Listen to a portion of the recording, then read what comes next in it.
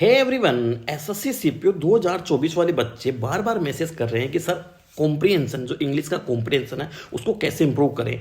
हम रीडिंग में हम हिंदू पढ़ रहे हैं या कोई नॉवल पढ़ रहे हैं या इंडियन एक्सप्रेस पढ़ रहे हैं, सब पढ़ रहे हैं, लेकिन हमें कुछ समझ में आ नहीं रहा। तो ऐसी क्या चीज़ हम अपनाएं जिससे हमें इंप्रूवमेंट लगे, हमारी रीडिंग स्किल्स हमारी इंप्रूव हो। तो इसके लिए मेरा एक बेस्ट सजेशन होगा, जो मेरा मानना है कि अगर आपको देखो हिंदू समझ में नहीं आ रहा, ठीक है, उसको बार बार आपको पढ़ना पड़ रहा है, तो इसके जो मेरा पर्सनल मानना है, वो मेरा मानना यह है कि आप इसके बजाय आप जो प्रीवियस ईयर में आए हुए जो पेसेज है ना उनको रीड करो। ठीक है, उनको रीड करने से आपको क्या होगा कि जब आप एक दिन का एक पेज ही रीड करो और उसको एटलीस्ट 2 से 3 बार रीड करो, तो वो आपको समझ में आएगा। उसमें जो वर्ड मीनिंग है उनको आप नोट करो। ठीक है, उसको नोट करने से आपको मन में क्या होगा कि आपको एक कहीं ना कहीं आपके माइंड में ये चलेगा कि ये एग्जाम में आया था और ये चीज मेरे को समझ में आ रही है। ठीक है, ऐसे आप डेली करोगे तो डेली आप ऐसे दिन का एक पैसेज पढ़ोगे तो आपको जैसे 15 से 20 दिन बाद देखोगे कि आप दिन के 2 से 3 पैसेज पढ़ने लगे हो और आपकी जो रीडिंग स्किल है, जो आपका अंडरस्टैंडिंग है इंग्लिश में, वो थोड़ी जो पैसेज है उनमें थोड़ी बढ़ गई है। ठीक है, जिससे आपको ये लगेगा कि एग्जाम में यही सब आने वाला है